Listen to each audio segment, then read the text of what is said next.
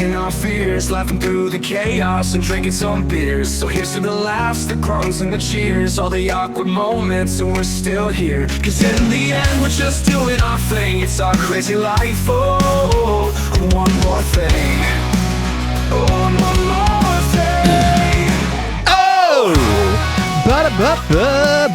Hey everyone, welcome to and One More Thing. This is Rob. Hey, I'm Brian, you know, the other guy. I have the worst singing voice ever, don't I? Yes, you do. It's another glorious day here at and One More Thing.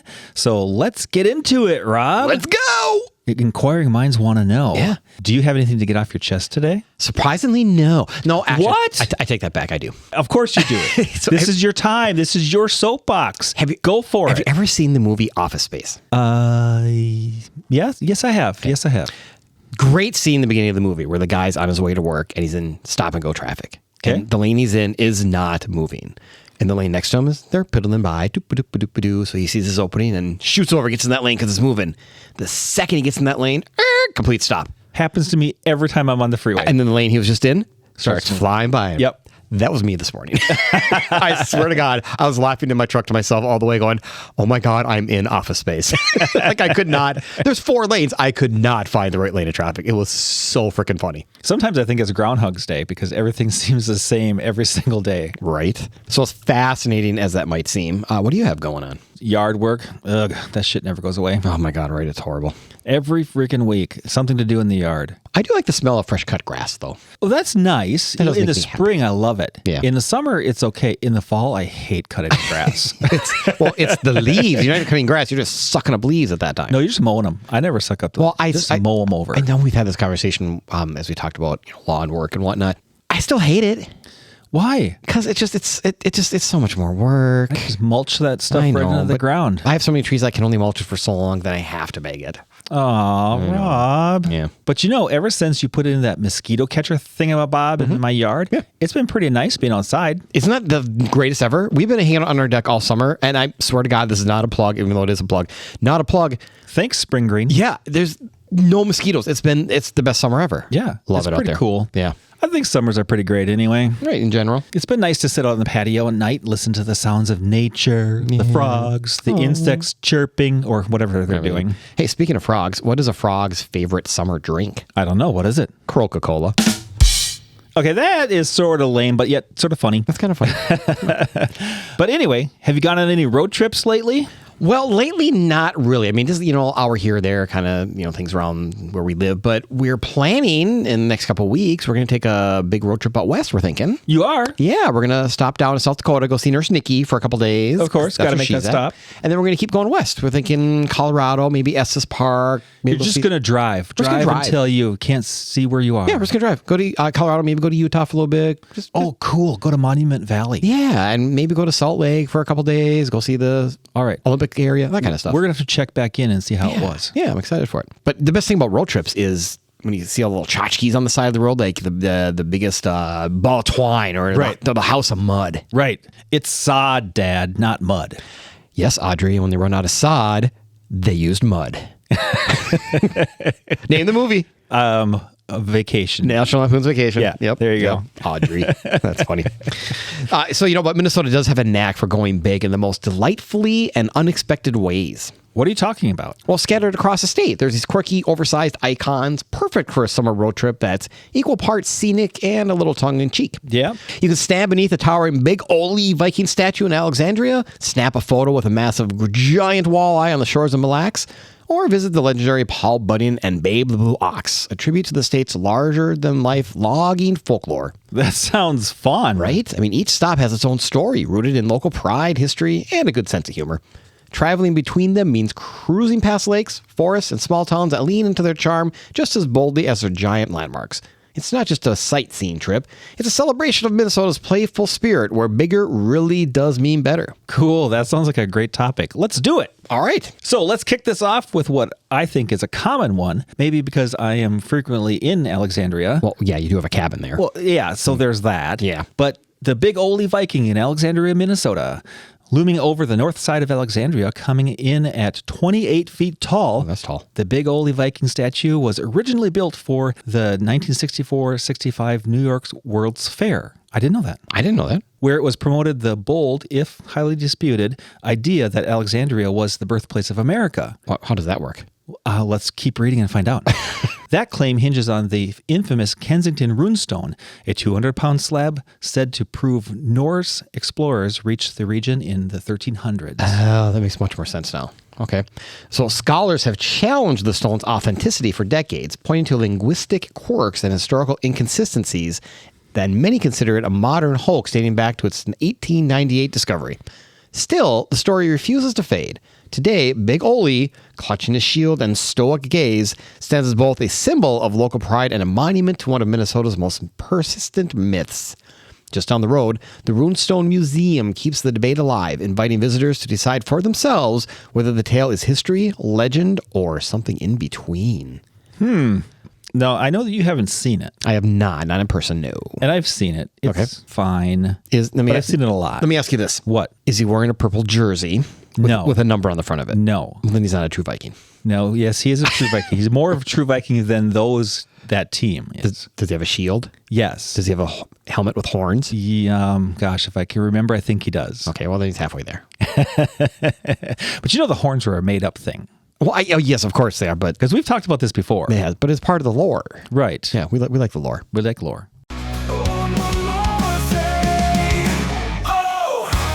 Hey, Brian. Hey, Rob. We all know that Spring Green fertilizes our lawn and sprays for weeds. And it looks fantastic. Did you also know they offer a bunch of other services? Like making mosquitoes go away? We love our mosquito-free yard, especially in Minnesota. You know mosquitoes are the official state bird, right?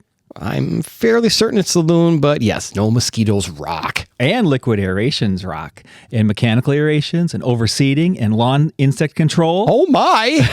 And don't forget about the total home pest and rodent control. That's right. My house is mouse-free. See what Spring Green can do for you at spring-green.com for a personalized quote specific to your property. That's spring-green.com. And tell them and one more thing sent you. Then, of course, just as famous, the Jolly Green Giant. Whoa, the Jolly Green Giant. Ho, ho, ho, Green Giant. Thanks for that. Remember that song? Yeah, I do. So Blue Earth, say it better. Blue Earth, Minnesota's most famous resident, might look, at first glance, like a relic of mid-century marketing, but he's really a symbol of small-town persistence on a giant scale, rising nearly 60 feet above the landscape. Oh, wow, that's tall. Right? The Jolly Green Giant statue, complete with a leafy tunic, boots, and a grin stretching nearly 4 feet wide. I'd have a grin too if I was 60 feet tall. among other things. Nods of the town's deep ties to the vegetable industry. For decades, the local canning plant operated by Green Giant, now owned by Seneca Foods, has been a major employer, and the surrounding fields of corn and peas help define the region's identity. But this giant story isn't just about agriculture, it's about survival. In the 1970s, plans for Interstate 90 originally bypassed Blue Earth, threatening to divert travelers and business away from the town entirely. Local radio station owner Paul Hedberg led a successful campaign to reroute the highway closer, but he understood that visibility alone wouldn't guarantee visitors. Blue Earth needed a reason to stop. His solution was both simple and brilliantly oversized. Build the world's tallest Jolly Green Giant. Completed in 1979, the statue quickly became a roadside attraction, turning a potential economic setback into a tourism draw. Today, it's one of the most photographed landmarks in southern Minnesota and a reminder of how a bit of creativity and a lot of fiberglass can reshape a town's future. What surprises many visitors is how deeply personal the statue feels to locals. Generations of families have worked at the canning plant, and the giant has become less of an advertisement and more of a community mascot. Festivals, souvenirs, and even nearby businesses lean into the theme, transforming what could have been a kitschy roadside gimmick into a lasting point of pride. Proof that sometimes going big is exactly what keeps a place on the map. So here's what's interesting to me. What, Rob? So in the story, they talk about rerouting I-90 and all that, but it's on the hill on 169 as you go, Highway 169, as you go down south, down to the river valley in Le Sueur. Yeah. That's nowhere near I-90. No. So Le Sueur and Blue Earth are not near each other. There is a canning plant in LeSueur owned by Green Giant. Okay. And that's different than There's where another it one. originated in Blue Earth. I did not know there were two. Yeah. Well, look at that. Learned something new today. You're learning a lot I'm of learning things a lot. new. I do remember a story when they were bought out by Seneca. It was a few years ago. I don't remember the exact year, but we could look it up, but I don't care.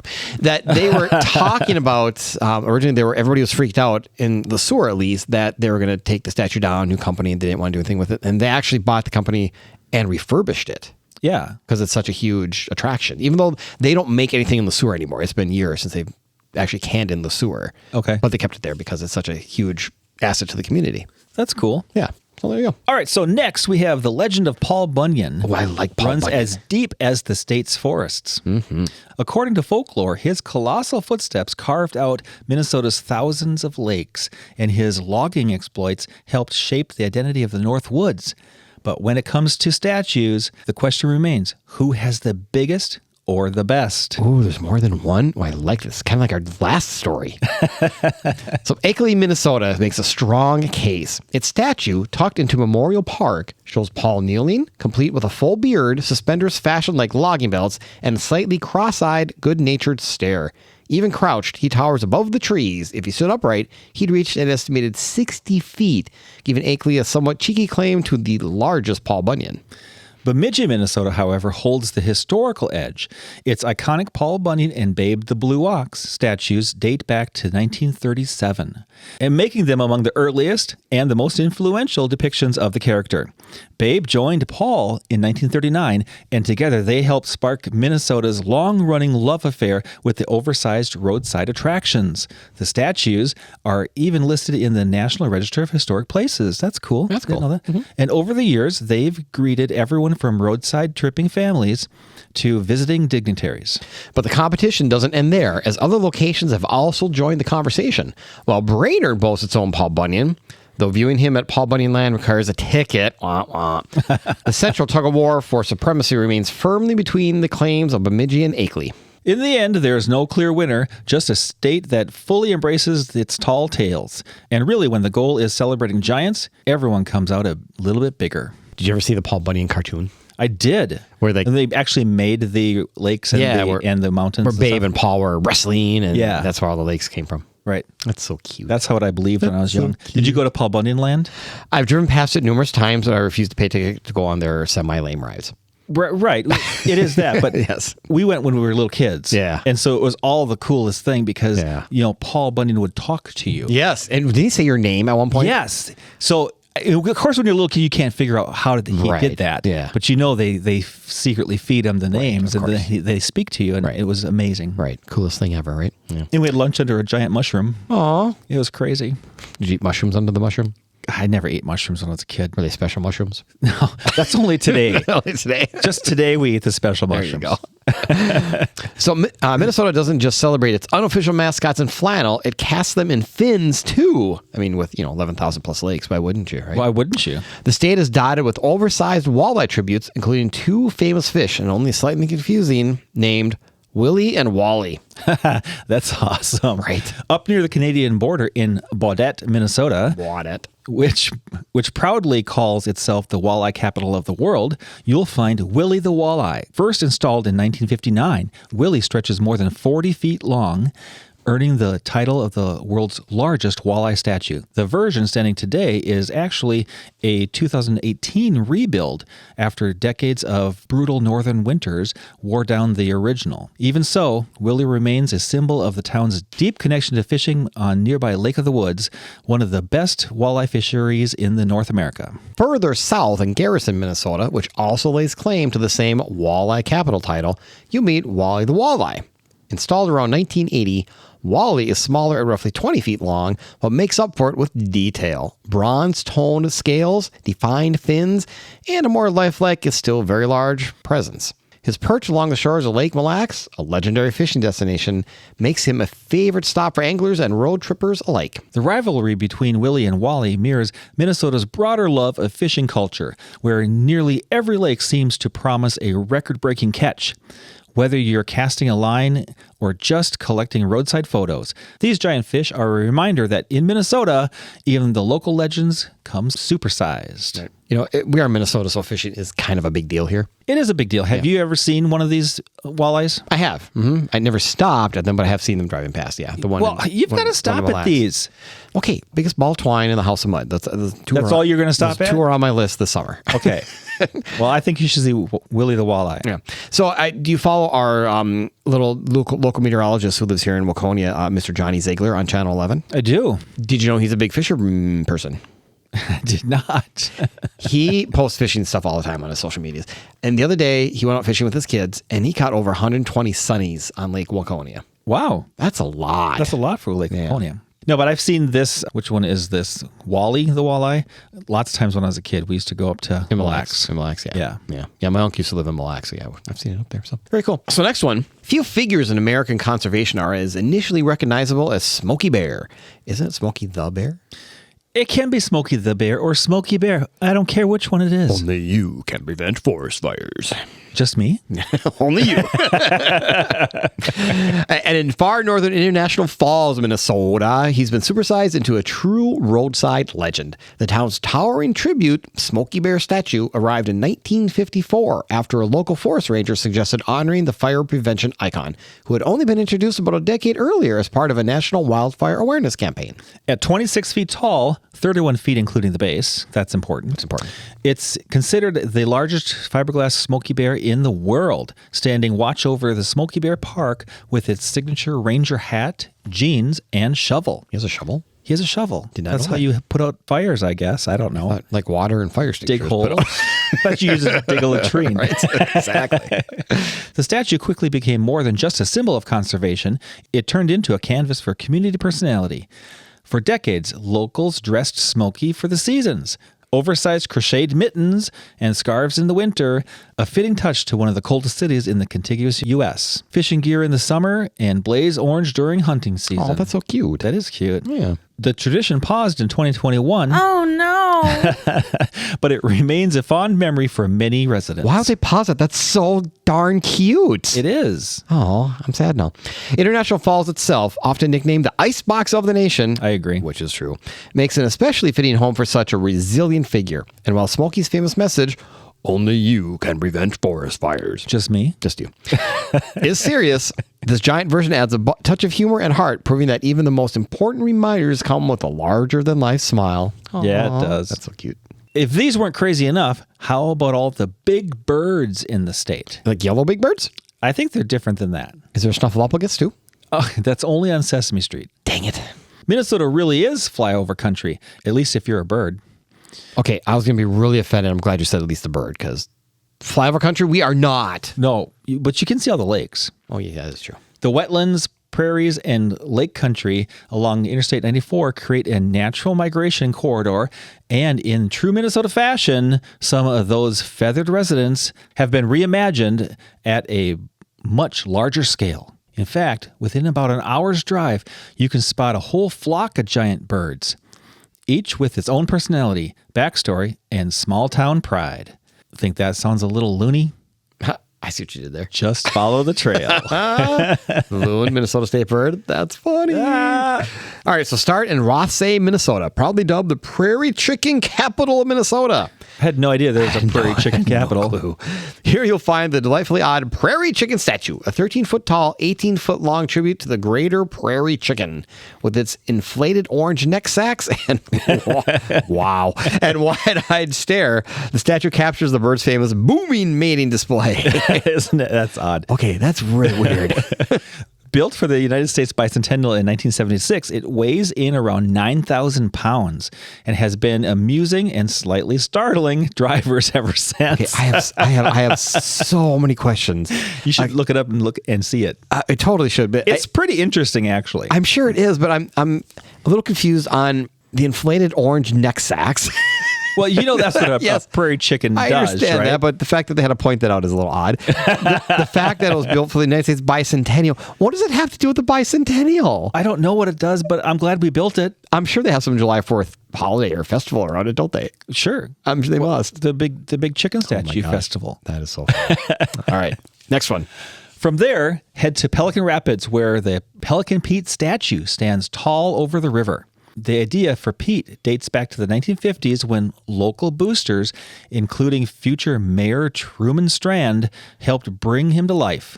Positioned near the town's dam and park. Dam park. Pete has become both a mascot and a welcoming landmark, especially after recent revitalization efforts in the area. Next stop, Burgess, home to a classic Minnesota icon, the loon. The loon, that is classic. State bird. The loon statue has been gazing out over Long Lake since the 1960s, standing about 20 feet tall. While it once held the title of the world's largest loon, that crown has since gone to a newer statue in St. Paul. Oh, that was mean. Still, Burgess's version remains a beloved lakeside fixture, celebrating the state bird of Minnesota, the common loon, whose eerie calls are a soundtrack to northern summers. So here's the thing in that story that jumped out at me. What jumped out at you? Not the fact that we're in Minnesota and there's a loon statue, because, I mean, hello, we're in Minnesota and we're the loon, right? But gazing over Long Lake, so it got me thinking. Okay. I grew up in Wayzata, and there was a Long Lake very close to Wayzata in Oregon. Not the same Long Lake. I understand that. So my question was, we have 11,000 lakes. Yes. I wonder how many Long Lakes there are in Minnesota. Let's look it up, shall we? I looked it up.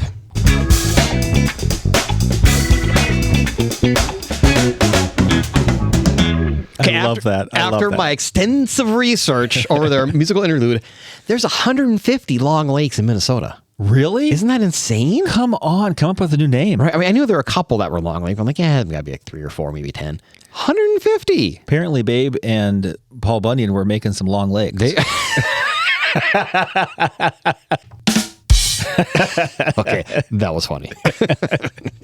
Anyway, and finally, we wrap up the bird statue in Frazee. Is that Frazee, Minnesota? It's Frazee, right? Frazee, where Big Tom the Turkey rules over Lions Park. Oh, Tom Turkey. Tom the Turkey. Mm-hmm. The current Big Tom, installed after the original 1986 statue was destroyed by fire in 1998. Ooh, roasted turkey. Roasted sounds good, right? Right.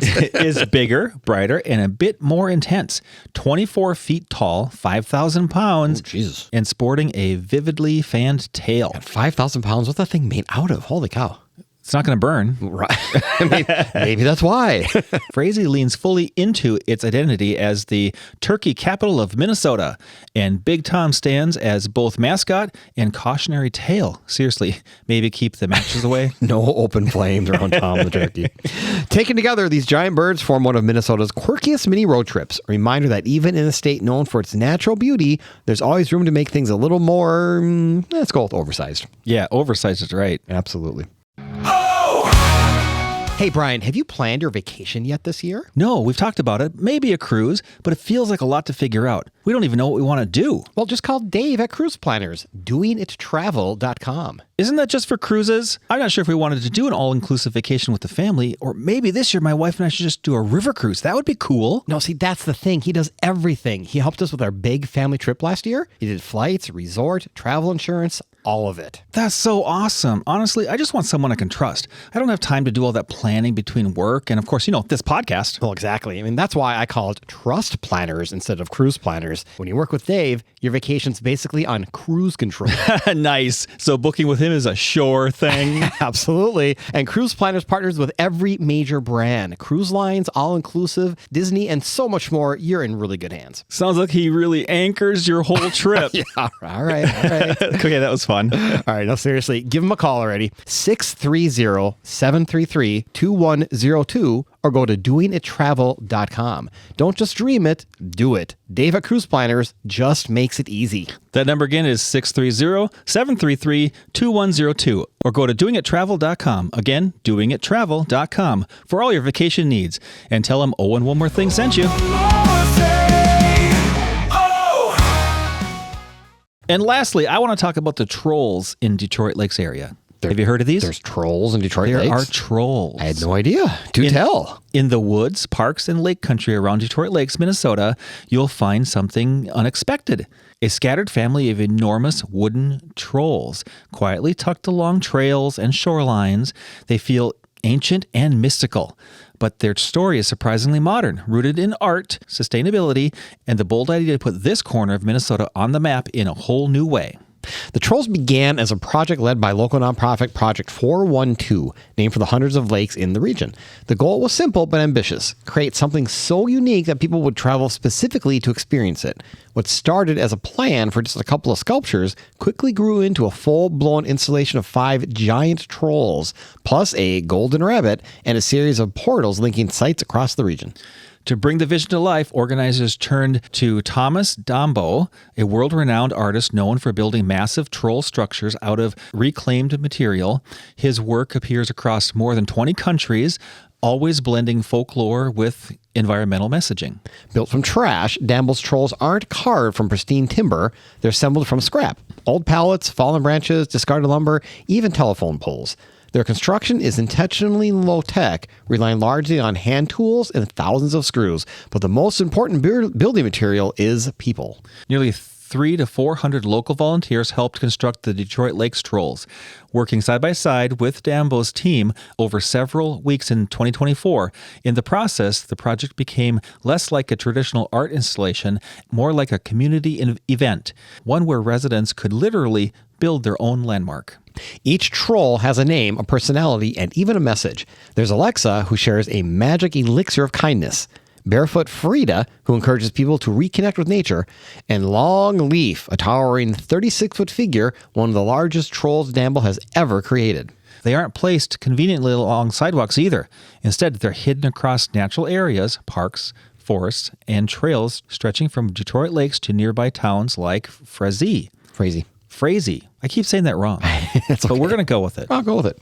Finding them is part of the experience. It's like a giant scavenger hunt. The installation is designed as a kind of real-life fairy tale. Visitors follow clues, sometimes in the form of poems, sometimes hidden among hundreds of handmade birdhouses, to locate each troll and ultimately discover the golden rabbit. This turns a simple sightseeing trip into an adventure. It's part hike, part treasure hunt, and part storybook, one that encourages people to slow down, explore, and engage with the landscape. So why trolls, Brian? I don't know why trolls, but on the surface, trolls are the playful nod to the Scandinavian folklore. Of course, Minnesota always has Scandinavian backgrounds. A fitting choice for the region shaped by Nordic heritage. But Dambo's deeper goal is environmental. His work highlights what can be created from discarded material while nudging visitors to think about waste, consumption, and their relationship with nature. Each sculpture carries a subtle message: take care of the earth, value creativity over consumption, and stay connected to each other. The effect has been immediate. Within weeks of opening in June 2024, the trolls were drawing visitors from across the country, turning quiet parks into bustling photo spots and boosting tourism across the region. In peak summer months, hundreds of people a day set out on troll hunts, and the installation has already generated millions in economic impact for the area. More than that, though, the trolls have given Detroit Lakes something harder to quantify: a sense of identity. They're whimsical, a little weird, and deeply tied to the place. Exactly the kind of attention that turns a stop along the way into a destination. I think that's cool. That is really cool, and I really want to see him. It's on my list to go see. It sounds like a lot of walking, though. It is walking, but I think from the pictures I've seen, they are just so cool to see. I'd really want to be right next to one. Right. Yeah, it's amazing. I think it's such a cool idea. Plus, it's art. And which is always cool, but do you want to be right next to one? Do you want to touch a troll? I want to touch a troll. I've touched you enough. I want to touch a troll. I'm kidding. Awkward. That didn't come out right. All right, so a Minnesota road trip isn't just travel between stops. It's a tour through a world where everything is a little bigger, stranger, and more memorable. You start by chasing giants like the big oldie Viking statue, the Jolly Green Giant statue, and the iconic Paul Bunyan and Babe the Blue Ox. All reminders that Minnesota embraces its tall tales. From there, the roadside legends keep coming. Willie the Walleye and Wally the Walleye. It's a lot of W's. That's a lot of... Plus oversized birds across small towns of Minnesota.